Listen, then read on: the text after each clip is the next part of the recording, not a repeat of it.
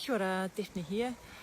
Today I'm going to show you guys a really cool plant. It's called St. John's Wort, or Hypericum. It's known, it has a lot of other names, but those are the main two names. St. John's Wort is the one that everyone would be more familiar with. So St. John's Wort is a really powerful wound healer. It's an analgesic, which means a pain relief plant. And it's specific for the nerve pain. It's a nervine, works on nerve damage, anything to do with any pain in the body related to the nervous system as well. So anything, your back, your spine, your muscles, anything to do with the nerves, which is kind of, a lot of the body really. But it's actually really amazing for topical applications for things like sunburn. So interesting because this is, it flowers in summer, in the height of summer, so it's it's specific for that. So you can actually make a tincture out of it or an oil, and if you do get sunburn, you can apply that, and it helps a lot.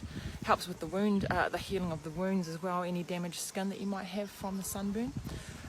I just got sunburnt myself camping, and had that made up for that purpose, and it made a huge difference, made a big difference.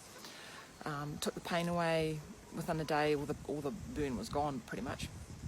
So I'll show you guys what it looks like and tell you a bit more about it. Okay.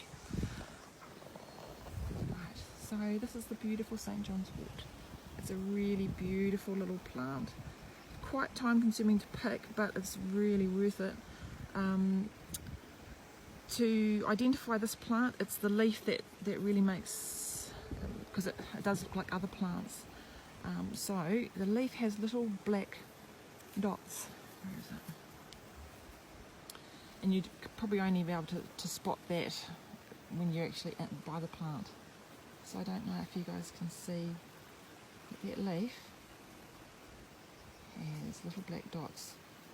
Hypericum perforatum, because it has little wee dots, little wee perforations. It looks like perforations on the leaf.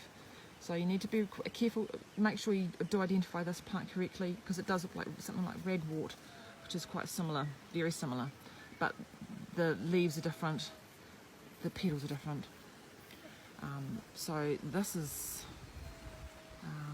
what it looks like, kind of out, how it grows out in the wild. It really just, it's quite prolific, and it self-seeds. Once you've got it, it's just everywhere, it goes everywhere, which is really great for the medicine. A lot of farmers don't like it because it can make their stock sensitive to sunlight. That's if they're eating masses of it. So, okay, so there are not many contraindications with this plant. It's a pretty safe plant to have, especially topically. You're really safe to have this applied to the skin. You can make it into an oil or a tincture, like I said, and the oil can be rubbed directly into the skin, massaged in. Internally, it's really good for any nervous complaints, for the nervous system. Most people know it as an antidepressant. That's more on it's more of a modern kind of use of it. So it works on the nervous system.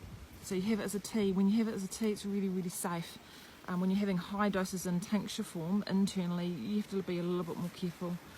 So in a tea form, you have 1 teaspoon per cup of freshly boiled water. You let that steep, but you have about 3 cups a day. 3 to 4 cups of 3 to 4 cups of tea a day is a therapeutic dose for herbal tea, and that will work really well for sort of long-term anxiety, sleep issues. It can help with depression as well. It really does. You just take it consistently over a period of time. So it's really good for tension as well. Anxiety, depression, tension, pain in the back, the nerves, the head, pain and inflammation related to bites or stings. It's a wound healer. It's for burns, really good for burns. It's also an antiviral, a really potent antiviral plant, so really good for cold sores, for chickenpox, shingles. Shingles, it's really effective because it's, with shingles, it's a really open, sore skin complaint, and it's all the nerves are just exposed, and it's a very painful thing, so it works really well for shingles. It's really good when you're going for women, when you're going through hormonal changes, going through menopause, going through that phase. It helps to it helps with the hot flushes, night sweats, things like that associated with that transition. Neuralgia, which is nerve pain, stiff and aching joints, and tired and aching muscles. So it works in so many ways. It's a really valuable plant. It's a very safe medication. Potentially just want to be, if you are going to take it internally in a tincture form, be careful if you're on warfarin, blood thinning medication, or contraceptive pill.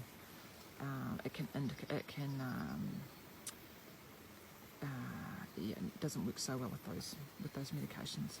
But if you're having it in tea form, you're pretty much safe.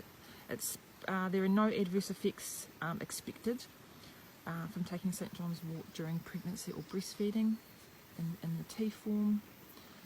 And topically, you're pretty much safe.